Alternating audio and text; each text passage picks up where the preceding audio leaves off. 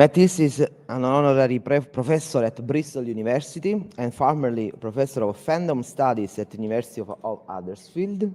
He's the author of a number of monographs, beginning with fan cultures, and has co-edited collections such as Adventure Across Space and Time, a Doctor Who reader, Bluesmory 2023, and most recently, Theatre Fandom, University of Iowa Press 2025.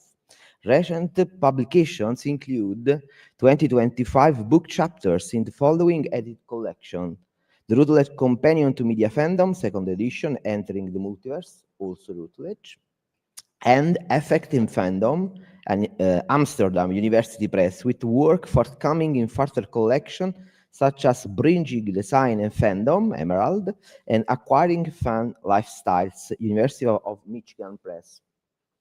Professor Hills presents today a speech entitled An Aging Celeb Time Lord, the Timescapes of Foreverism and Ontological Celebrity. The floor is yours. Thank you. Well, thank you very much for the invite to speak at this event.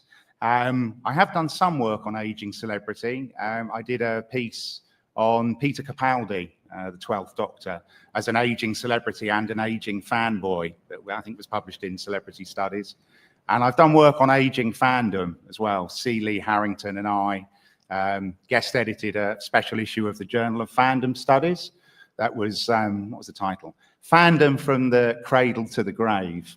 So sort of lifelong fandom. And I had a piece in that special issue, which considered aging fans alongside their aging fan object, which was fans of the Pet Shop Boys and their music. So I'm not a complete stranger to the topics of aging fandom and aging celebrity, but I wouldn't say that they had been absolutely kind of major focal points in my study. But it was particularly a pleasure to get to talk about a particular actor today. So I'm going to focus on Tom Baker, who played the 4th Doctor in Doctor Who. And you can consider this a sort of companion piece. It's work in progress, so I'm very happy to take questions, feedback, ideas, suggestions that I can incorporate. But you could consider this a sort of companion piece to the Peter Capaldi journal article. And I will refer back to that and make some contrasts between that and this case study a little bit later in my talk. So, Tom Baker, or Thomas Stuart Baker, from 1934 until today, which is what he already has engraved on his gravestone, that he already has waiting for him, and he tends to his own gravestone, which will feature also in this talk a little bit later. So that's something else that I can come back to. But as the cultural critic John Higgs has said, Tom Baker stayed in the role of the 4th Doctor of Doctor Who in the BBC TV science fiction series Doctor Who from 1974 to 1981. So this was when he became, that's the first image of him. That's an iconic picture of him as a sort of manic, grinning 4th Doctor. And he stayed in this TV character role much longer than any other actor, and to that point and subsequently up to the present day. With his excessively long scarf and wild grin, Baker remained the archetype of Doctor Who in the public's mind for the next 3 decades or more. The Doctor, it seemed, was someone he could never escape from. So there's going to be a theme in this talk that I think resonates with Henry's keynote and with other presentations. What is the relationship between the character image and the celebrity, the aging celebrity image? And how does the aging celebrity actively and reflexively draw on their long established character image or established celebrity image? So Baker's time as the Doctor, an alien time lord, time-traveling time lord from the planet of Gallifrey, made him an international, certainly US and UK TV celebrity. Although he's appeared in many other TV shows and theatre parts, Baker remains centrally known as the 4th Doctor. So his celebrity is really strongly monotextual. It's dependent on this kind of one portrayal. He landed the part at the age of 39, around 39 or 40, and is still participating in photograph and autograph sessions with fans today. and he's more frail, so he tends to do these at small-scale events which are close to his home. Attendance, because it's in a very small venue, is secured via a fan lottery. So it's not a big Comic-Con event with thousands of people paying. It's a sort of intimate, small venue where you have to apply to a lottery to be one of the 50 fans who get to meet Tom Baker on that day.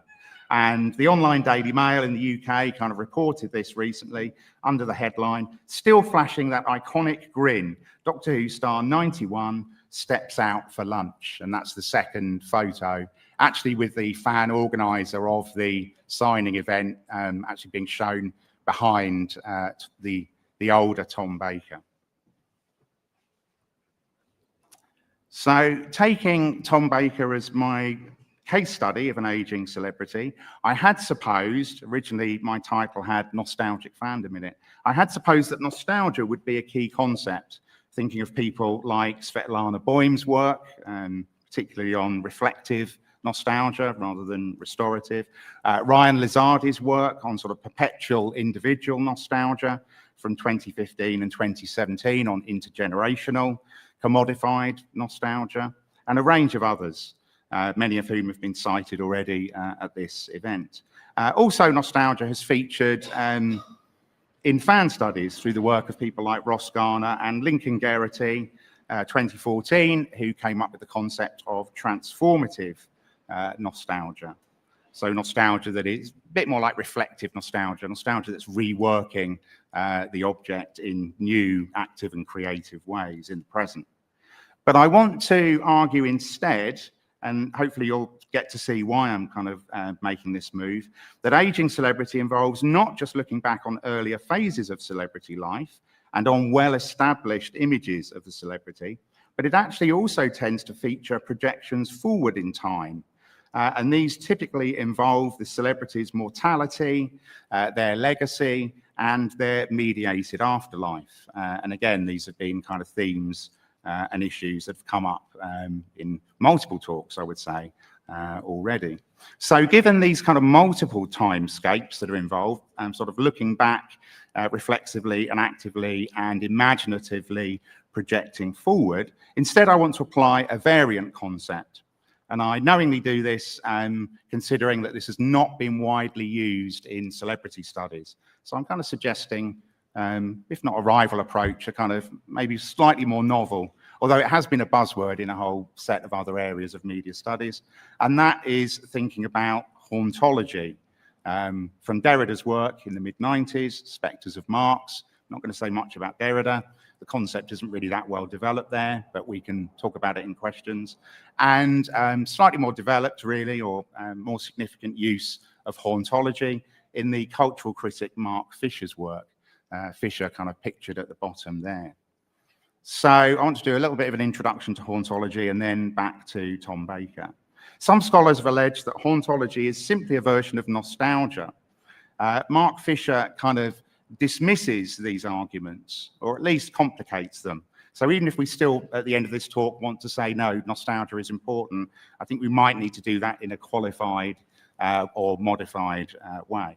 And what Fisher says is what is being longed for in hauntology is not a particular period or particular texts. It is rather the resumption of processes of democratization and pluralism. So hauntology is all about cultural politics and sort of anti-neoliberalism for Fisher, or anti what he calls capitalist realism.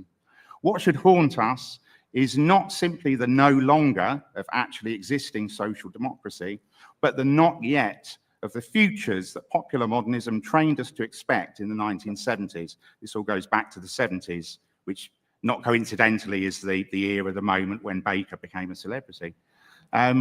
Futures, the not yet of futures which never materialized. These spectres of lost futures, so the projections forward are about lost political futures, futures that were swamped by Thatcherism in the UK. And these spectres of lost futures reproach the capitalist realist world. For Fisher then, hauntology is a matter very much of cultural politics. It's a desire to resume what he calls popular modernism in the present day, with this being defined through a 1970s UK cultural ecology. And he says, what's vanished is a tendency, a virtual trajectory, and he calls it popular modernism. This was the music press and the more challenging parts of public service broadcasting in the 1970s. Doctor Who was a BBC public service broadcasting, immensely popular mainstream show. These things were part of a UK popular modernism, as were post-punk, brutalist architecture, penguin paperbacks, and the BBC Radiophonic Workshop, who did the special sound and music for Doctor Who. So although Doctor Who isn't named, it's kind of shadowing some of these definitions of hauntology. In popular modernism, popular culture definitively established it did not have to be populist, and the modernist task of producing forms which are adequate to the present moment was taken up and renewed, Fisher argues. So specific fantastical telefantasy media texts from the 1970s have actually been canonized as hauntological.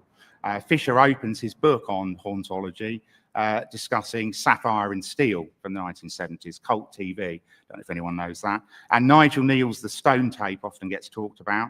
And folk horror movies from the 70s also get discussed quite widely as hauntological. But Doctor Who of the mid-70s is not usually accorded this status. And when I was researching this, I found quotes from people directly saying Doctor Who isn't really hauntological. Although we should bear in mind, I'm not arguing this per se around Doctor Who, but I want to argue that Baker as an aging celebrity, and given the period when he became first a celebrity, might feed into this. So Doctor Who has been kind of obscured in some of these sort of debates, despite the fact that, as Merlin Coverley has argued, drawing on Simon Reynolds' work Retromania, much of the cultural production of this period has since entered what Reynolds calls the hauntological pantheon. Hauntology has become associated with children's supernatural dramas, again, the music of the BBC Radiophonic Workshop, 1970s films claimed by the folk horror revival. These cultural markers have seeped into the memory fabric, so cultural memory is an issue here as well, of an entire generation and generationality. Roughly, people born between 1955 and 1975, I would happen to be in that cohort, towards the end of it. Reynolds is surely correct to draw attention to this particular demographic, one which he typifies. So here is the demographic of people who are also connected to hauntology, the kind of person who remembers watching Doctor Who back when it was worth watching. And so that is a reference back to the golden age of Doctor Who, which is the mid-1970s, might be the end of John Pertwee as the third Doctor, but it really is, without naming him referring to the moment when Tom Baker becomes the Doctor, and that iconic image of the toothy grin and the long scarf. So Doctor Who is kind of there, but it's even ghosting hauntological definitions. So Baker's celebrity, I'm suggesting, coincides chronologically with this hauntological pantheon. However, I want to apply hauntology to celebrity studies in a way that doesn't fully accord with Fisher's conceptualizations. So I'm thinking of hauntology less on a socio-cultural national timeline about a UK media or cultural ecology, and instead as a matter of lost celebrity images and projected celebrity futures, indicative of aging celebrity. So instead, I'm addressing a sort of biographical / autobiographical timeline of aging celebrity as hauntological. The work of Lisa Perrow on David Bowie offers an important precursor to the work that I'm going to set out here. And she says the following: Fisher emphasizes two opposing directions of hauntology. The first refers back to what is no longer actually present from the past, but which remains effective as a virtuality. The second refers to that which has not yet happened, which is already effective in the virtual, quoting from Fisher. A pertinent example of a spectre who negotiated this dual sense of hauntology, Bowie's iconic presence exists in a virtual realm, referring us backwards and forwards. This was written after he'd passed, published after he'd passed. His audio and visual outputs tend to refer to what is no longer present, present from the past, and or what has not yet happened in an imagined future. And I'm suggesting we don't need to wait until a celebrity's past to theorize them as hauntological. Probably celebrity itself is hauntological, given the split between the body and celebrity images and the relationship between the two. But aging celebrity makes the hauntological celebrity status much more visible, kind of emphasizes it in certain ways. So in my presentation today, this means analysing the no longer and the not yet of an ageing TV celebrity's cultural meanings, ascertaining what cultural politics might be recoverable from these past and virtual trajectories. Just as the two opposing directions of hauntology complicate any straightforwardly nostalgic view of ageing celebrity, so too does Grafton Tanner's notion of foreverism. And I will turn to that in the final part of my discussion. First, though, how does ageing celebrity refer us backwards in time? So the first part of the discussion kind of looks more like nostalgia, but I'm going to argue it's complicated because it's happening alongside the projecting forward second part of my discussion. So in a sense, it's not a choice between nostalgia and eternalizing, which I think was discussed in our very first kind of panel questions. It's kind of like nostalgic looking backwards and eternalizing in certain ways through commodification more than myth here. Those things are co-present in a sort of complex interaction. But first of all, I want to think about the remembrance of the Doctor, the hauntological no longer, and Tom Baker's licensed self-performance. So how does he draw on his established celebrity image to perform himself as a professional actor in the present day? So the first image there is the cover image of a CD that was commercially released. Tom Baker recorded a special interview to commemorate his 80th birthday. So this is already historical media, because this was like 11 years ago. So he was already involved in self-reflexive commemoration, positioning himself as an aging celebrity who'd achieved a ripe old age.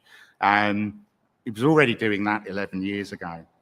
So we're potentially even more into the end game in certain ways now. And so that was commercially released by the company Big Finish, who Baker works for, recording audio dramas, full cast audio dramas, like new Doctor Who stories, but not for television, purely commercially released to fans on audio. And in this interview, Baker, who tends to refine his anecdotes, so you can see there's a kind of repetition of the anecdote already up on the slide, he tends to, if he has a good anecdote that he likes, that gets a reaction, he does versions of it in all subsequent interviews. So he sort of is refining and performing almost as a set sort of, yes, a sort of set of key anecdotes and stories that he can tell. And he's reflecting on the aging process. So he's doing a sort of almost ageist, but kind of normative aging as decline and fragility and vulnerability self-narrative. But he's doing it in a deliberately kind of florid, self-dramatizing way. He says, you know, I'm dramatizing myself. Old actors dramatize themselves, although he dramatizes everything, I would argue, in his performance. But he says, I'd give anything to be able to put my socks on or tie shoelaces. So it's kind of ordinary aging rather than the rupture of illness. If he's had any illnesses, those have been kept very private. But a kind of ordinary aging, everyday aging. You know, I haven't tied a shoelace now for 25 years. Don't know if that's true or not. Don't know if anything he says is true, but we'll come to that. I keep seeing pictures of myself, you know, kind of like that first image that I put up on the first slide, when I was young. And I find that very difficult. When I'm signing lots of pictures of myself, this is for the fans, signing autographs, I actually keep my hand over my face, he says. Again, I don't think he literally does this, but it's a good story, because it's too awful to see the changes in oneself. And he makes the same point when he's being interviewed by Emily Cook for Doctor Who magazine, pictured in that second image there. And he says there, whatever you do, don't grow old. The awful thing about being old is I'm constantly signing photos of me from 30 or 40 years ago. The fans buy and sell lots of pictures of me from the past. They're dashing romantic pictures. What I usually do is put my hand over my face and just sign at the bottom. So Baker notes that part of being famous, and this monotextual celebrity, is that members of the public have an acute awareness of how actors, how he looked in what he calls their glory days. With the result that, quoting again from him in interview, members of the public, they say those unkind things. Someone said to me recently, Jesus Christ, I didn't know Time Lords grow old. And then he laughs. Look at the state of old Tom Baker. And again, he's sort of attributing this to members of the public being unkind to him.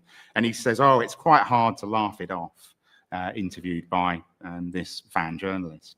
So what these accounts share is a sense of the embodied celebrity actor encountering their own mediated past, signing autographs for fans, with aging being figured not just as a matter of bodily decline, but also centrally as a mismatch between the dashing celebrity image and the contemporary self. As Casey Clausen-Hudak has observed, so a bit of celebrity studies kind of theory, a celebrity as character exists not as a person per se, but rather as an image whose actions and identity can currently communicate and symbolize what a society values. And then we've got some references to key scholars. Certainly Dye has been referenced already, Paul MacDonald as well. A celebrity does not exist as a real person. As we know, of course, they exist as an image constructed primarily by advertising, magazines, films, TV, but also by personal appearances and conversations about the celebrity. Celebrities represent a fabricated world of cultural codes. So celebrity aging appears to involve Tom Baker relating to the cultural codes fabricated through Tom Baker as image, the subject of publicity photographs or screen grabs from his 1974 to 81 era of Doctor Who. But Baker, who is known for his extravagant, excessive performances of Tom Baker, shows an active and reflexive awareness of negotiating with his celebrity image. And he negotiates with this image in a range of ways. He has repeatedly, across his career, suggested that his benevolent alien characterization of the time-traveling Time Lord, the Fourth Doctor, was actually, he wasn't really acting, he says, it was simply his own identity. So here is a quote with him discussing this from 2016.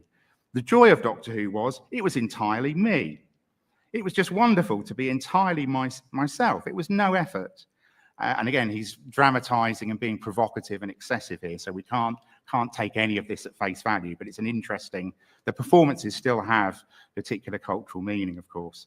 I've never ever done any acting since, so he's completely collapsing together the character image, celebrity image, and himself. When I realized they liked Tom Baker, that's what they got. It was entirely me, so the Fourth Doctor is apparently Tom Baker in space. Shovelfuls of Tom Baker, like you're getting now, he says to the interviewer. This performance I'm doing for you, you're getting shovelfuls, and so are you now, getting shovelfuls of Tom Baker. As he similarly recounts in his 1997 autobiography, tellingly titled, Who on Earth is Tom Baker? So again, the question of he's linked to one role, Doctor Who, and he kind of, there's something almost alien, a benevolent alien, both in the character and in his own excessive self-performance. And he says in his autobiography in 97, I began to get into the part, and then the part began to get into me. And oh, I was the Doctor, and the Doctor was me. From then on, we were one. However, this blurring of actor and role is sometimes narrated with a very celebratory effect. So that's kind of in the more recent aging celebrity interviews, where he talks about, you know, the joy of Doctor Who is that he is the character and the character is him. And that blurring or coalescing is supposedly non-problematic. But earlier in his life, when he was much younger, he actually narrated, the self-narrative was quite different. So there was a self-narrative in his, there's the cover to the autobiography from 1997, Who on Earth is Tom Baker? There's a much darker tone in the account there, implying that the character was a kind of compensation for Baker's own fragile self-identity. I was able to avoid myself, pursue the fantasy life of the benevolent alien. It suited me very well.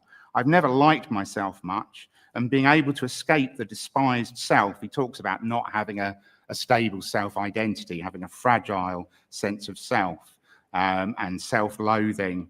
And a bit later, I'm going to quote him talking about committing suicide, thinking of committing suicide, but he's doing it again as a performance, actually in a mainstream newspaper interview in the 1970s when he was the Doctor. So again, there's a kind of performance here, but it's a very differently performed self-narrative in 1997. Being able to escape the despised self kept me in good spirits, he says. So it's in more recent accounts that he's tended to emphasize a much more positive fusion of actor and character, actor and celebrity, or to suggest that he would merely describe both in the same terms. They both simply happen to be a benevolent alien, that's him, and it was his role as a Doctor as well, rather than seeing the embodied Tom Baker as being replaced or displaced by an on-screen Tom Baker. So the earlier account, where actors dramatize themselves, as he says, stresses the character dominating the weakened, weak and anxious self. Tom Baker's image dominating the biographical, in a compensatory manner, the biographical Tom Baker. By contrast, the older Baker retroactively suggests a coming to terms with his time as the Doctor, by also expressing regret for his behavior as a diva, as a TV star, who sometimes combatively opposed directors and producers. And John Higgs talks about his latter period in Doctor Who as the Tom Baker Show. He became like the most dominant and domineering diva-like kind of figure involved in the production. So he tends to view the fusion of self and character as an aging celebrity, less as an existential problem and much more as a happy accident or confluence.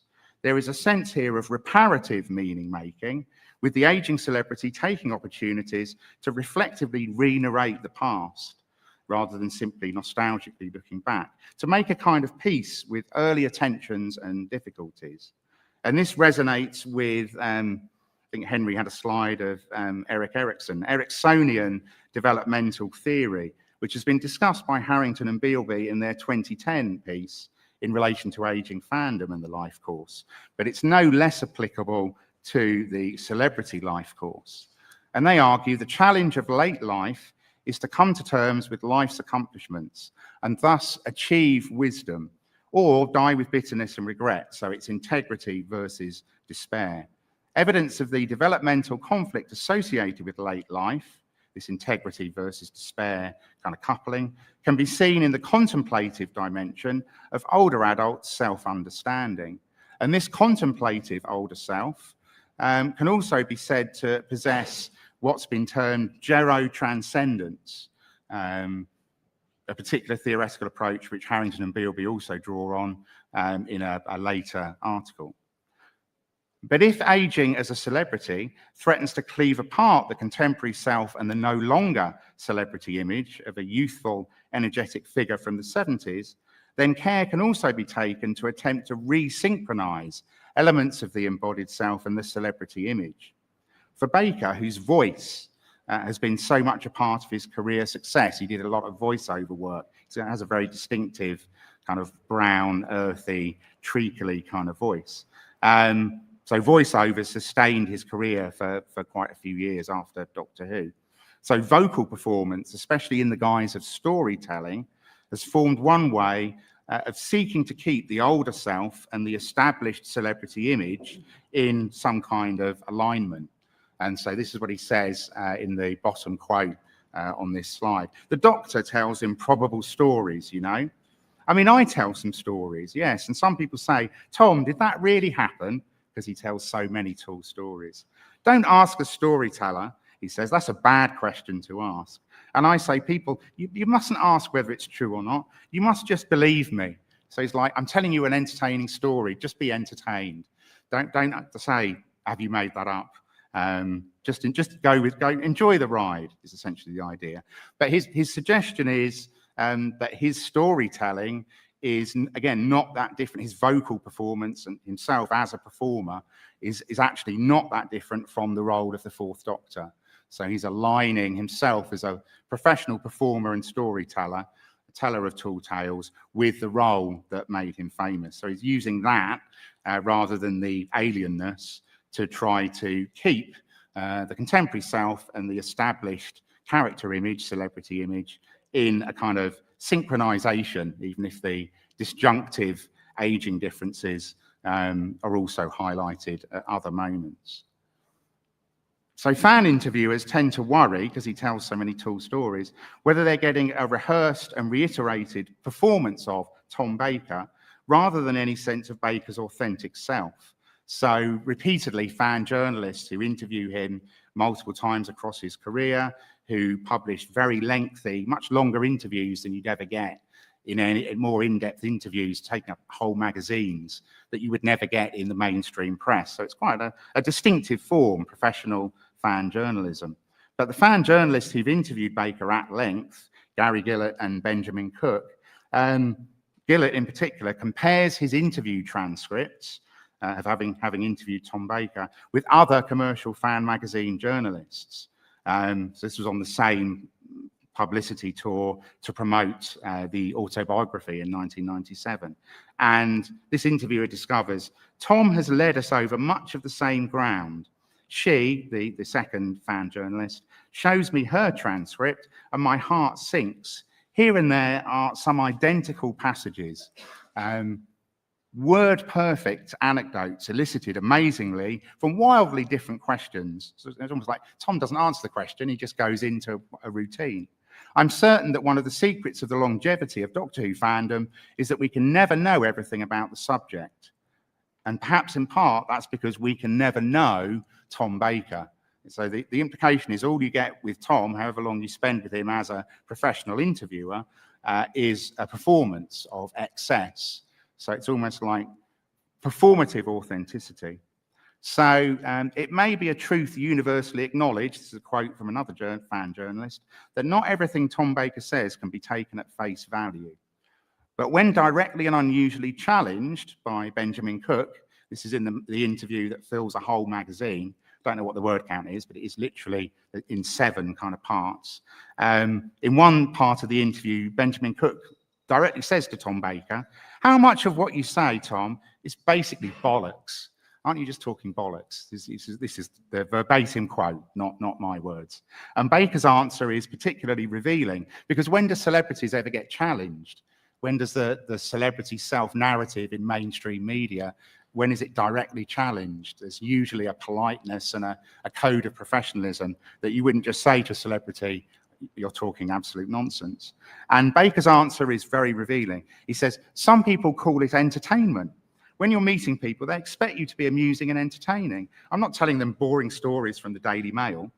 I'm licensed by the sort of work that I've done. License, says the journalist. I mean, because everybody knows me. It's my duty. You see it as an obligation, the journalist asks. A responsibility, maybe. Yeah, it's my duty to be pleasant and surprising and to enjoy being with people. So there's a sense of kind of that he's licensed to perform outrageously as Tom Baker. So the embodied actor is reflexively identifying a sense of himself as a celebrity because everybody knows me. And it's a way of this is a way of coding his internalized celebrity image. So I want to argue in that revealing exchange, he's pretty much saying, I know that fans have a certain image of me and that's my celebrity image, and I'm just going to play up to that. And I can say what I want because I'm licensed by my celebrity image to perform in this excessive way. So the performative authenticity of a Tom Baker interview seems to lie in its continued coding, despite the alterations of aging, of Tom Baker in the flesh as reperforming the celebrity voice of Tom Baker. And he kind of says this sort of directly. So there's a split self. These little insights or pretend insights, they aren't Tom Baker. That one part that I played, the Fourth Doctor in 1974, has given me a license to be absurd. I can say pretty well anything, as long as it's friendly or silly, because people know it's not Tom Baker talking. this is Tom Baker talking, saying this. It's not Tom Baker talking, so who is it? So it's Tom Baker, the celebrity image from the 1970s and ongoing, that's still haunting the flesh and blood actor. That's lasted from 1974 to now. Obviously, I wouldn't say anything brutally offensive to someone publicly. So even while Baker reflects contemplatively on the changes of aging, the contemporary self failing to align with the no longer hauntological past that ghosts alongside him in the form of mediated images and photos to be autographed, he arguably also seeks to replay acts of performative storytelling which keep embodied and celebrity selves in connection, as the absent celebrity Tom Baker, an established image rooted in fan expectations, is voiced by the present Tom Baker. But the fact that such a slippage between presence and absence should be highlighted as the result of an interviewer's unusual challenge calls attention to the difficulty in maintaining this hauntological alignment of a celeb ghosted self. It's curious that diegetically in the TV programme Doctor Who, Baker's fourth Doctor was also split at the point of his regeneration in the 1981 story Logopolis. So he's the fourth Doctor because the character can regenerate, can transform into being played by a new actor. So he regenerates into Peter Davison, the fifth Doctor. So he was split into two in his final story when he transforms into another actor, with the iconic long scarf wearing Doctor being haunted by a spectral figure, as Alec Charles observes in the quote at the bottom there. A figure of death, but also a figure of his own self. This kind of white apparitional figure, referred to in the narrative as the Watcher, because he never speaks and spends the story watching from a distance, is a diegetic prefiguring of the Doctor's own death and regeneration. As the fourth Doctor expires, this Watcher, this other second physical figure and character in the narrative, converges upon him and merges with him, inspiring the birth of his fifth incarnation. The Watcher's status remains less than explicit. The only explanation we get of this silent, ghostly white figure, the only explanation of this presence comes when one of the Doctor's companions observes, he was the Doctor all the time. No other Doctor's in-universe demise has involved such a clearly and hauntologically split self, where, as Simon Gurrier says, the arrival of a ghostly white apparition and the converging of the two selves, the fourth Doctor and the apparition, calls the new into being. But this image of the fourth Doctor's death, with the Watcher appearing in advance of his demise at the start of the story, also resonates with the not yet of hauntology, a timescape not of activating the past in the present, not looking back on the no longer, but projecting the celebrity image into the future. And I'm aware that I'm going to go slightly long, so I'm going to move on to a shorter second part of my talk. If media celebrity involves a split self between one's mediated images and the embodied biographical self, then aging celebrity surely brings even more focus to the disjunctive and hauntological nature of celebrity, since questions of a celebrity's legacy or posthumous circulation start to become pressing. There's a projection forward into an imagined future, and not yet where the celebrity image operates beyond its previously embodied referent. This virtual trajectory into what Clausen Hudak calls the afterlife of dead celebrity, or rather than celebs, delebs, so dead celebrity, deleb meaning, can also occur imaginatively while the aging celebrity is alive. So how does Tom Baker imagine his own death and his own funeral and his own sort of afterlife? So by way of projecting himself, and he's doing this again to be entertaining and provocative and excessive, by way of projecting himself into a posthumous celebrity future, Baker's performances of benevolent alienness have included, as I mentioned earlier, tending to his own grave. As Alec Charles has observed, Baker has his own gravestone and a coffin, apparently, ready and waiting, full of cat litter in his garage. He sees himself as rehearsing for death. And in his autobiography, pictured again there, near the end of the autobiography, he tells a story about meeting a fan at his gravestone, at his grave, while he's mowing the lawn. We look at each other and he says, "I'm a fan," looking past me, as if he saw something to my disadvantage over my shoulder. It's presumably the figure of death kind of looming behind poor Tom Baker. And the fan says, I've just been standing, in the story anyway, I've just been standing by your grave paying my respects. You see, I'm a great fan, and I just thought I'd put some flowers on your grave.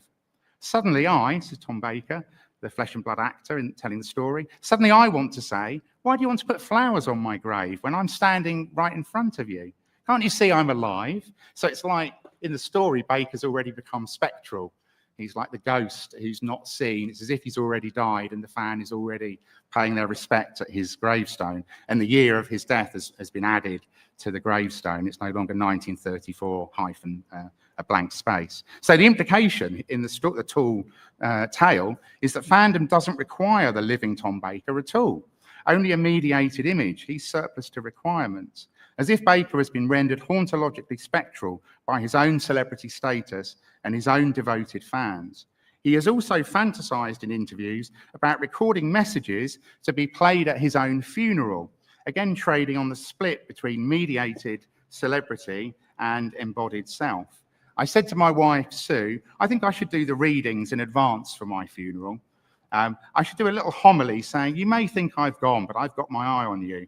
Or aren't the acoustics terrible in here? So he wants to be entertaining even at his own funeral. It's quite a good story. Or hello, I'm talking to you from beyond the grave. Good God, is that John Pertwee over there? He was the actor that he replaced as Doctor Who in 1974, who's long since passed. So he's even doing Doctor Who in-jokes that he's suggesting he'll record for his own funeral service.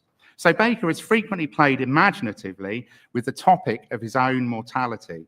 When he was actually playing the Fourth Doctor in 1978, so this is the discussion of suicide that I flagged up earlier, he was quoted in the Sunday Times, major prestigious newspaper, discussing the idea of committing suicide. This was in a sort of Life in the Day. Celebrities wrote a piece, supposedly written by them, about what they did during the day. Baker didn't hide his strangeness, John Higgs points out. He delighted people rather than disturbed them, supposedly. In a Sunday Times interview, he talked about being hit by terrible waves of anxiety. So he's still doing the performance of the anxious, weak, fragile self in 78 that he's doing in the autobiography in 97. The anxiety persisted, and I thought, suicide is the answer. I got out of bed and looked at some electrical flex. He's quite tall, Tom Baker, which makes sense of the next bit. The ceiling was too low. How could I have hanged myself in a room that was only 5 foot 10 inches high? He's over 6 foot. So, and that's just in the Sunday Times. So John Higgs says this should have been ringing alarm bells. People in the 70s should have been worried about his mental state, really. But instead, no, people just thought, oh, it's lovable Tom Baker. Again, this seems to be part of Baker's license to speak as Tom Baker and to reflexively give voice to his celebrity image of being outrageous, hilarious, and entertaining, rather than to his biographical self. Consequently performing in an excessive, exaggerated, maybe even alarming register. That this can generate surprise and maybe shock in the reader makes it very much opposed to the smooth routinization that has maybe become expected of celebrity image management in the present day. Like, we can't quite imagine that 1978 interview, the current Doctor Who would not give that kind of interview, because brand managers would say, what are you doing? They'd have media training, right? I don't think Tom had media training in 1978 when he was hugely popular in the mainstream as Doctor Who was a mainstream celebrity. As John Higgs concludes, it's hard to imagine any present-day Doctor speaking in this way to the press. The interview was interpreted as Tom being outrageous and hilarious, seen as an example of why people love Tom Baker so dearly, and it's very often shared. It comes up on social media, gets shared on X kind of quite often. So even while projecting himself into a hauntologically not yet future of speaking at his own funeral or picturing his gravestone with its last resting place on my head, Baker's performative authenticity of excess appears to, present day eyes anyway, to mark out a type of unprofessionalism. And he has kind of flirted with this more recently. For example, I've no doubt he signed a non-disclosure agreement, an NDA, would have been part of appearing in the role. But he spoiled his own appearance in the Doctor Who anniversary special Day of the Doctor in 2013. So no other spoilers got out for this, but the person who spoiled it several days before his surprise appearance was him as an actor. And there was never, as far as I know, any comeback on this, because what are the producers going to do? Criticise in the press, you know, their famous leading man, you know, the oldest living Doctor.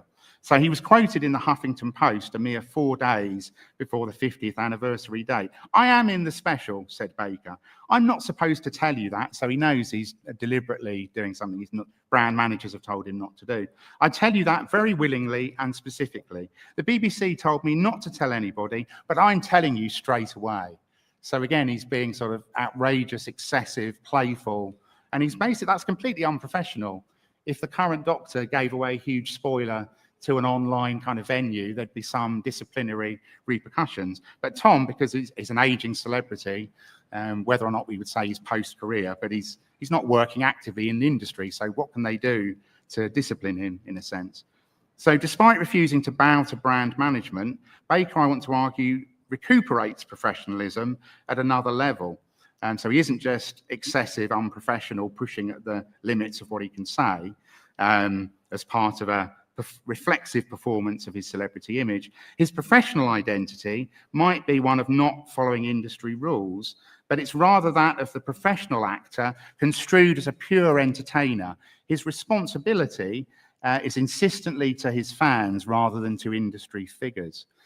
So quite unlike the celebrity persona of the 12th Doctor, Peter Capaldi, who I've published about, who paratextually came to represent the fan dream of a lifelong Doctor Who fan getting to play the role he loved as a child, Baker's aging celebrity persona resolutely separates him from experiences of fandom. So it's like he's from a different generation of actor, before the mainstreaming of fandom, before the hybridization of fan and professional roles, like the fan showrunner or the fan journalist.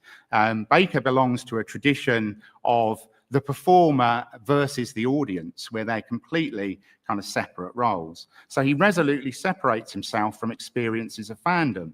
So a telling interview question, he's asked if he's ever requested anyone's autograph. "Oh no, it would make me very embarrassed to ask someone for an autograph. I'd never want to bother them." So he's not in the position of a fan ever. He's completely detached from that. However, he's the performer. When people ask me for my autograph, I always oblige. I'm never bad-tempered. I like being the centre of attention, you see. I've always had a desire to amuse people and make them laugh, even as a child. So he positions fandom as something that's needed by the celebrity and by himself personally, but which is also persistently othered as an audience for the celebrity's performance.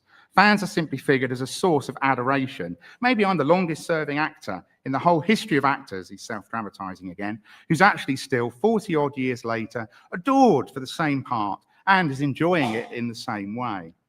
So there's an apparent fixity to this. The roles of the celebrity and the fan don't shift or reconfigure over time, and hence can be imaginatively projected into a future where Baker is still the performing celebrity, even after his death, for his adoring fans, even if this dead celebrity or deleb performance becomes one of recorded messages and mediated images. So I'm moving towards the end of my presentation, in case people are worried about time. I'm a little bit over.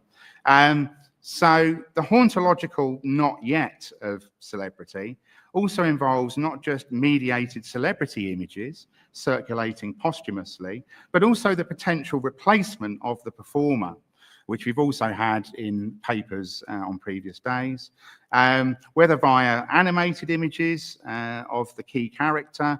It could be voice impressionists. There's already an impressionist, a professional impressionist, John Coleshaw, who's already playing Tom Baker as the 4th Doctor in audio readings. So Tom Baker is no longer the only source of the vocal performance, the voice of his most famous character. Or we might even think about future uses of AI. CGI compositing has been used to place the 4th Doctor, the character, in Doctor Who, but not yet. AI remains in the future, I suspect, of BBC TV productions of Doctor Who. As such, the 4th Doctor can be expected to continue on after Baker's physical involvement, as long as Doctor Who remains a viable BBC brand and a licensed production. Baker has resurrected the role that made his name himself, of course, performing in Doctor Who on audio for Big Finish since 2012. A large number of these new adventures have been recorded, and in effect, they've been stockpiled. Fans don't know how many he's recorded, but it's meant to be a very large number. So even after he officially retires from acting, maybe even after his passing, there will probably still be releases of new performances of Tom Baker as the Fourth Doctor. Despite the fact that he supposedly left the role in 1981, he's continued to be associated with it across his life as an aging celebrity and latterly performing vocally rather than on screen as the Fourth Doctor. And he says, it's 30 odd years since I finished, but I didn't finish. And now we've got a big finish, and it may never finish. Well, everything finally has to finish. So he's sort of playing with the idea of this sort of unending kind of quality. So this may never finish quality of playing the Fourth Doctor, I want to argue in this last part of my presentation, resonates with Grafton Tanner's challenge to nostalgia culture, as franchises and characters are constantly being regenerated in contemporary popular culture. And Tanner uses the concept of Foreverism to argue that there's a dominant discourse in pop culture of keeping the past present culturally and commercially. But he suggests that the creative industry uses nostalgia as almost an alibi for those commodifications, and doesn't mean that the audiences are actually nostalgic. So he says we might think of this as foreverism rather than nostalgia culture. To foreverize something is not merely to preserve or restore it, but to reanimate it in the present and ensure its future survival. It's the rejuvenation or rebooting of things lost. These developments prevent the old and outdated from disappearing into the past, so we won't miss them anymore. In other words, so that we won't actually feel nostalgic. So the not yet of hauntological celebrity, the projected continuation of celebrity images, as well as the continuation of franchise characters through CGI, body doubling, vocal impressionists, AI, all tend towards foreverism, as Tanner notes, of Star Wars rather than Doctor Who. How can anyone be nostalgic for Star Wars when there's a new film or series released every year? The persistent storytelling of franchise extension has also applied to Doctor Who and the era of the Fourth Doctor. Although Baker left Doctor Who in 81, in another sense, he's never really left, so it's kind of cultural foreverism. Fan journalist Simon Gurria has discussed, in the magazine pictured there, how the Fourth Doctor has remained in our lives ever since 1981. As I grew up, I returned to him constantly in novelizations, repeats, VHS recordings. There was also the prospect that the Fourth Doctor would return for new adventures, which actually he's done a whole load of times, so I list them there. Not time to discuss them all, and I don't think we really need to. It makes the point that he's come back to the role repeatedly, 83, 93, 2009, 2012 onwards, ongoing, recording audio news stories for Big Finish, 2013 in the 50th anniversary story, 2017 on a commercial Blu-ray release, and then 2019, he is credited with writing, it also has a ghostwriter, with writing his own Doctor Who novel. So I'm going to kind of finish by discussing this. So the Scratchman novel is told in the voice of the Fourth Doctor. It ends with another of Tom Baker's projected, not yet versions of an imagined posthumous speech. So, and he performs this on the audiobook. So you can have a recording of hearing Tom Baker in the voice of the Fourth Doctor almost bid you farewell as one of his fans. I hope I've been a good doctor. I hope you've enjoyed having me around. I'll be terribly sad if I ever have to stop being the Doctor. So I won't. But if it ever happens, so the embodied Tom Baker passes away, I hope you'll always remember me fondly. And the journalist says, I find these words deeply moving, especially hearing Baker say them as the Fourth Doctor in the audiobook. Again, there's the sense of losing him, but also the sense he's not going away. He was and is and will be, to quote the line from his last TV story, the Doctor all the time. So here, hauntological celebrity projected into the future collides with a sense of franchised foreverism. The Fourth Doctor, played by Tom Baker, is both lost to time and yet simultaneously and disjunctively present, not going away thanks to persistent storytelling.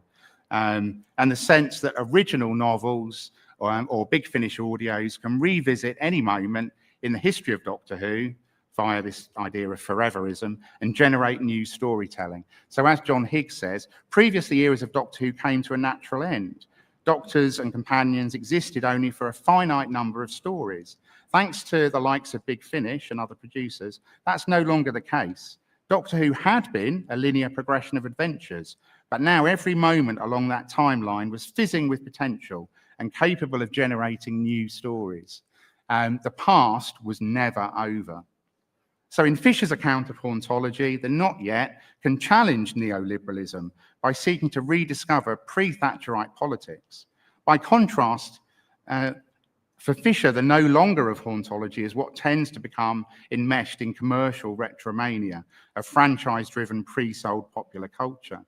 But celebrity hauntology, more akin to foreverism, where aging celebrity is both subjected to the no longer and the not yet of projected futures, seems to offer no alternative cultural politics. So the cultural politics are distinct here from Fisher's conceptualization. Here, the aging celebrity Time Lord is seemingly trapped in a time loop of foreclosed nostalgia, where the past can always be recommodified, resold to fans, and relived in the present. So it's like both the no longer and the not yet are sort of co-opted and contained by neoliberalism or capitalist realism, Fisher would argue. And then just to finish up, so apologies for running over. So I've argued here for the value of a hauntological approach to aging celebrity, following Perot 2009, and focusing on Tom Baker as certainly a UK and US TV celebrity from the mid-70s who remains celebrated by Doctor Who fans at the age of 91 today. Baker has dramatised his relationship to the character that made his name, the Fourth Doctor, in different ways over time. In his 97 autobiography, the blurring of self and character is pathologised as a way of displacing a fragile lack of self-identity. But I've argued that later accounts posit a more positive coalescing of the Doctor and Tom Baker, where both are kinds of benevolent alien. For the long, and this is the quote that I think actually would make a lot of sense in relation to Henry's keynote and other talks across this event. Really useful quote from Harrington, Beelby and Barday. For the long-term actor, the aging celebrity here, the history of the self is intimately intertwined with the history of their character role, such that the fictional helps construct what it is the real self becomes. If self-narratives are crucial to older adults' successful negotiation of migrating in time and successful aging, we need to take seriously the potential role of fictional others in constructing these narratives, whether it's the character of Bert or whether it's the character of the Fourth Doctor. At the same time, developmental theories of later life have stressed that aging celebrities can use reminiscence to furnish a kind of life review, as Jessica Stanier has argued 2025. But the no longer and the not yet of hauntology help us to consider how aging celebrity can also involve projections into the future. So I think we can't just theorise this through nostalgic fandom as a result. Whether this is imagined versions of posthumous celebrity or, as Tanner says, the foreverism of an ongoing franchised character.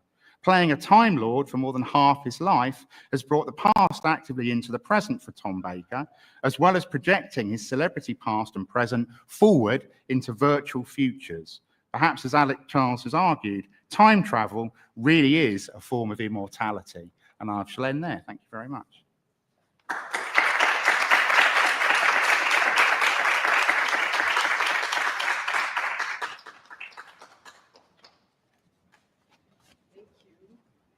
Sorry, that was long. Thank you very much, Matt, because your presentation was full of ideas and very rich in many ways, touching many different theoretical frameworks. So I try to say something now connected to your presentation, of course. So the presentation was about Tom Baker and Doctor Who and explore its various aspects. So the first point I want to return to concerns the relationship with the character, With respect to Tom Baker, you speak of a monotextual celebrity because this actor is still associated with that specific character, and consequently, his fandom also recognizes him as the Doctor. And in some ways, we can remember also the Harry Jenkins speech, because also in that way, he connected the celebrity, the specific celebrity, Dick Van Dyke, with Mary Poppins. So this creates a series of specific dynamics that accompany Tom Baker, the Doctor, to this day. Tom Baker, therefore, feels authorized to perform both himself and the character, as you showed. He alternates, even in interviews, between Tom Baker and the Doctor, creating a blurred boundary between the two identities, blurring two planes, reality and fiction. But this seems possible only for monotextual celebrities. And in this way, I want to remember Dick Van Dyke and Mary Poppins, because also this text made Dick Van Dyke not only famous, celebrated, but also closely connected to that cultural product. These dynamics are often linked to the concept of ontology by Fisher, as you said, and that you use. And my first question is this: can these aspects of ontology also be imagined for multitextual celebrities? Are there substantial differences in this regard between celebrities linked to their participation in different films or, for example, films and TV series? For multitextual celebrities, does the relationship between celebrity and fandom change? And again, where there's no direct and stable form of recognition between actor and character, because the actor plays multiple characters, for example, is the celebrity forced to perform himself or herself, if we talk about women and girls, of course? Can we rediscover for multi-text celebrities the authenticity that Tom Baker pretends to hide? A central point of your talk concerns the relationship between celebrity and time, celebrity aging, but between past and future. You emphasized, again referring to Fisher, how important it is to consider the no longer and the not yet of the aging celebrity. Celebrities can encounter their media past through products and, above all, through images, icons of themselves. They can also re-narrativize their past, at least in part, and in this case, I think fans can act as controllers of stories in time. As audiences and as individuals, how much does all this affect us? The no longer and not yet of celebrities also affect our own no longer and not yet. Do we as audiences and fans mirror ourselves in the temporal processes of our celebrities? The role of fans, as you say, is central in this process. Having seen Doctor Who, I quote, when it was worth seeing, I quote Reynolds in your speech, means recognizing Tom Baker as the best Doctor Who, but also having watched Doctor Who with Tom Baker in the best historical context. Fans love the product they are associated with and celebrities that populate it. But fans of a certain age connect that product and that celebrity with their own viewing experience tied to a specific period of their lives. Of course, I talk about myself too. For this reason, in my opinion, Foreverism cannot completely counteract the feeling of nostalgia.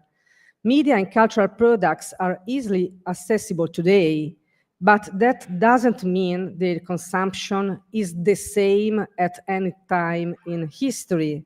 What's your opinion? Do you feel nostalgic watching Doctor Who with Tom Baker today?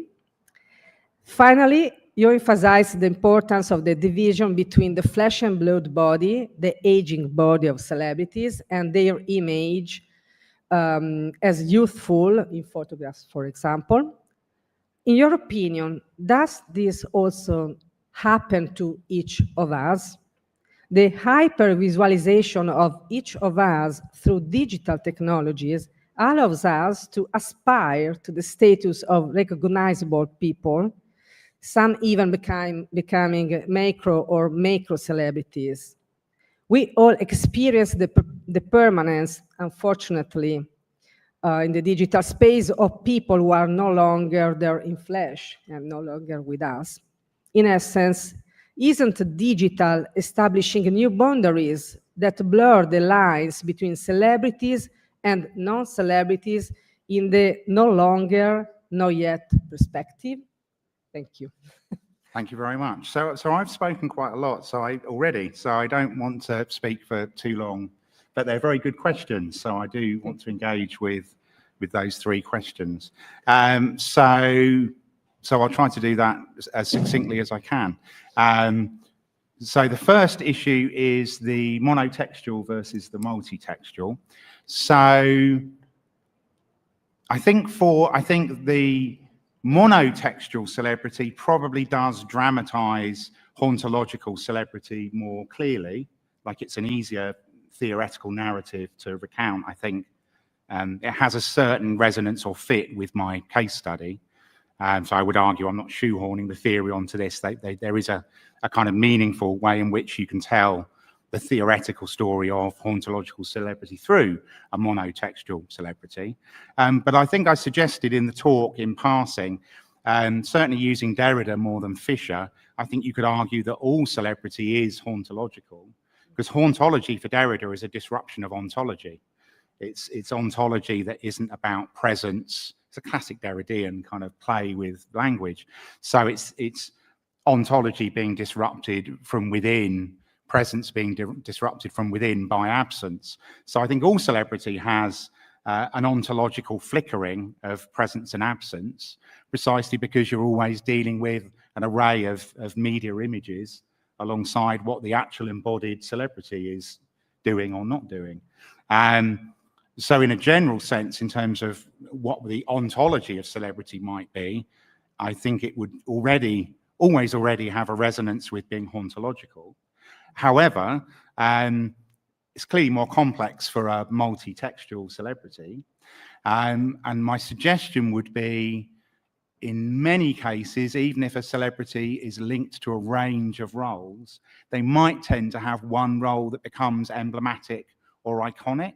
So they have like a leading role or a limited repertoire of leading roles. So there might be a limited subset of Robert Redford roles that would appear in clips eulogizing him. Or Arnie will quote from the Terminator till the day he drops. God forbid that would happen, but it clearly will come to him as it will come to all of us. But maybe he's more closely identified with, again, a subset of texts that become the condensation of the celebrity image.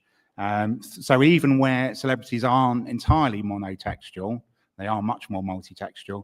I think they are often handled by the media in ways that boil them down to a limited subset of roles that stand in for them, and that they are, again, reflexively aware of that and play up to that. So I think some of the narratives I've recounted for a monotextual celebrity, you could theorize that in relation to multitextual. I don't think it would completely destabilize the account. What was the second thing that you wanted me to address? Sorry. So it was no, it was about nostalgia, about the context in which we watch or whether we're nostalgic, consume. Yeah. So products. Yeah. Okay. So in terms of so Grafton Tanner's book Foreverism really strongly argues against any nostalgic theorization of franchise culture. So he really strongly argues, hopefully it came across in my quick commentary, that nostalgia is a discourse used by the industry, but it's the industry speaking for the people as these things, in the way these things work. Like, do we actually know that all the fans are nostalgic, or the franchise consumers are nostalgic? Or is it kind of an alibi, or just a discourse that industry kind of use? So he really strongly dismisses nostalgia in his work. And so although I think his concept of foreverism is really valuable, I would want to distinguish my position from his, which I did try to do, maybe more in what I said than in the paper that you read. That just as I'm not just applying Fisher, I'm sort of putting a twist on that, because the cultural politics are quite different for this celebrity. I would say I'm applying foreverism as a challenge to nostalgic readings of these phenomena, because even if we retain nostalgia as a key concept, I think we need to complicate it through these backwards and forwards timescapes that are happening. So we may still be nostalgic. Doctor Who fandom talks about my Doctor. So there's a personalised narrative that, to keep all the fans of different generations in harmony and not fighting each other all the time, there's an established discourse. If you say Tom Baker is my Doctor, and that means I'm the age that grew up with him, so I love him more. But someone 10 years older than me, they'll have a different Doctor, will be my Doctor, and I should respect that, and they should respect me. So it's a way of holding in suspension what otherwise would be interpretive conflict. So multiple generational nostalgia is facilitated within the fandom, allowed through that kind of device, to avoid constant fandom wars and tensions. But certainly nostalgia remains present, but I want to argue that we need to really complicate that through thinking about the projective kind of not yet happening at the same time as the no longer. So I think that's how I would kind of respond to that. Yeah. Completely agree with you, because I'm sure nostalgia is a very complex concept, and of course marketing is using it a lot, but remains a strong side that is connected with our feeling and with our own story. So for this reason, no, I don't think nostalgia as a concept can really talk to the playfully projected imagined futures, or the implications of legacy and mediated afterlife. I don't think it speaks as strongly to those. I'm sure you could still theorize it, but I think you'd be in danger of being reductive in your application, or of shoehorning a concept. I think we need more flexible concepts to complicate narratives of nostalgia. No, it is complicated, and probably we need to study it more, because I agree with you. A lot of different fields are using nostalgia for many different reasons. So it's time to go deeper in this way. Now, the last question was about our no longer. Okay. Yeah, so that absolutely is the case. So Tom Baker is a celebrity from a specific era, and he hails from this tradition of the pure performer versus the adoring fan audience, as I argued, completely distinct from aging celebrities who've played Doctor Who more recently, where fandom is an almost normative part of a self-narrative within a media professional, or in relation to performances of being a professional actor. So there are differences in relation to, if you like, the moments of kind of professional socialization that Baker embodies versus our contemporary kind of moment of digital memories. So yes, I think some of the processes that I'm discussing through the no longer and him kind of signing his photos, we might have similar processes in relation to micro celebrity and in relation to all of us. So there might be a democratization digitally of that no longer. However, although we would encounter images of our younger self through Facebook memories or other kind of digital repositories, there's still something distinct about a celebrity who was a mainstream celebrity and has a very active fandom, almost constantly being asked to sign photographs of himself aged 39, flashing a grin and looking full of youthful vitality. So even in his narrative, that he doesn't just talk about, I confront images of my younger self. He's like, fans always want my autograph and want to buy and sell. There's a market, secondary market for buying and selling the signed pictures. So so even though I agree with you, it would be generalized, I think there is still something distinct about the moment he is recounting of someone who was a massive mainstream celebrity in a different media era, the 70s, who is almost every day probably has a duty placed on him to look at a similar set of photographs of himself age 39.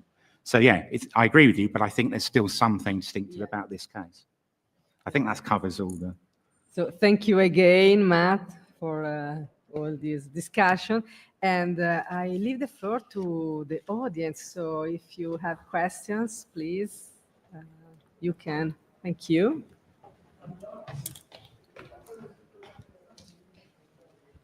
So, okay, yeah. Thank you a lot for such an insightful presentation. And I'll try to be as short as possible since you already partly answered to my question in this last moment. I was thinking, since Baker seems to have such a strong agency about his auto narrative, and at the same time, Doctor Who had such a wide audience and fandom. Did you happen to come across any fan fiction about him where the audience managed to re-fictionalize and perhaps attach new symbolic meanings, perhaps also evolving and developing through time and context? Thank you. So it's a really good question. Because my focus in this paper was on aging celebrity, the research I did was explicitly focused on rereading as many long-form interviews and self-narrative accounts as I could track down. So I've got sort of multiple Doctor Who magazines from different years, the autobiography, the long-form interviews done at the time of the autobiography, and so on. So my honest answer would have to be that for this paper, I didn't look at fanfic. And so fanfic would be a different kind of fan resource through which to study how fans are kind of making meaning in relation to both the present Tom Baker and his kind of performative authenticity, but also in relation to the role of the Fourth Doctor. And I haven't done that work, but I would speculate on a more general knowledge of fanfic, but also on the basis of how Tom Baker performs Tom Baker, that I would fully expect to find, so if anyone wants to go and look for me and tell me if they can find it, I would expect to find fanfic that plays with the blurring of Baker the actor, meta kind of fanfic that plays with blurring the character and the actor. But in a sense, that would almost, interestingly, if there's fanfic that plays with blurring that line, it might be less kind of transformational, transformative fanfic, potentially, and almost more affirmational, because Baker himself so constantly plays with that line. So it would be interesting to look for that type of fanfic, to think about the ways in which it might be in the conventional theory transformative work, but might it also deconstruct that binary and be affirmational precisely in relation to Baker's performative authenticity? But it's a very good question. I would need to write another paper to properly engage with it. Maybe I will. That sounds like a good... I'd like to read that paper, so maybe I should write that one. Thank you, Matt. Thank you. If anyone wants to fund me to just study Tom Baker, that's fine. Right. Yes, indeed. Very, very interesting talk. And talking about foreverism, I was wondering, what are the task forces of this foreverism? You're describing a persistent narrative, an ongoing interview, which involves a long-living actor. But for some reason, came to my mind another example, Christopher Reeves and Superman. It's a completely different study case. So my question is, can this be a paradigm for different cases of actors associated with a particular character? Because Christopher Reeves survives through all sorts of, even through other actors who have substituted him, who resemble to him so much, or through other fandom performances like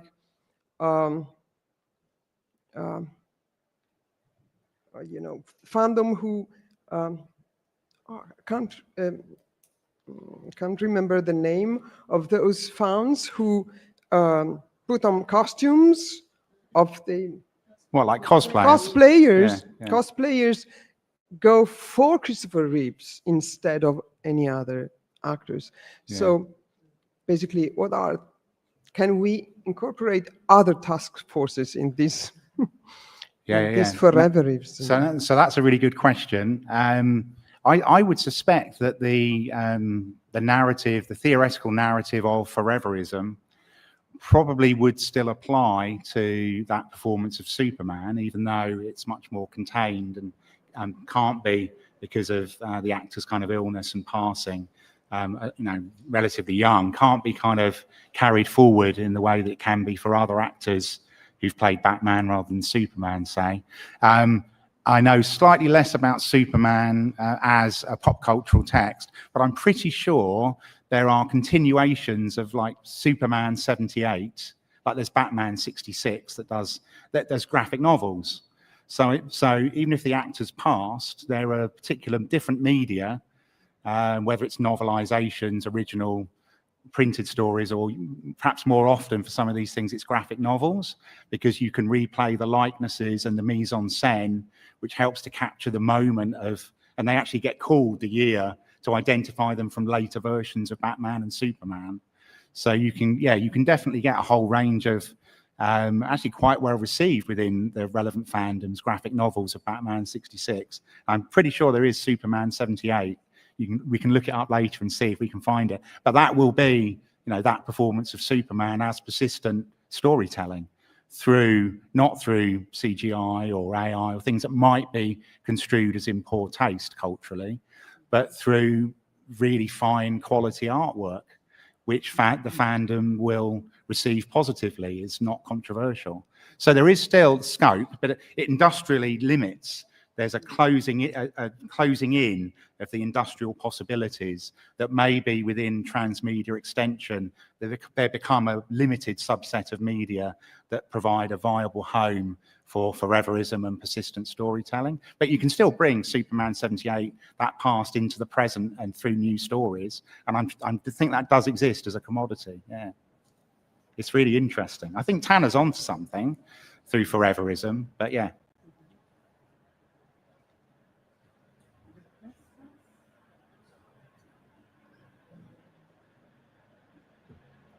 Any other question? Or no? No? So thank you again, Matt, for this rich talk, a rich discussion. Yeah, thank you very much. And 10 minuti. We can take 10 minutes break because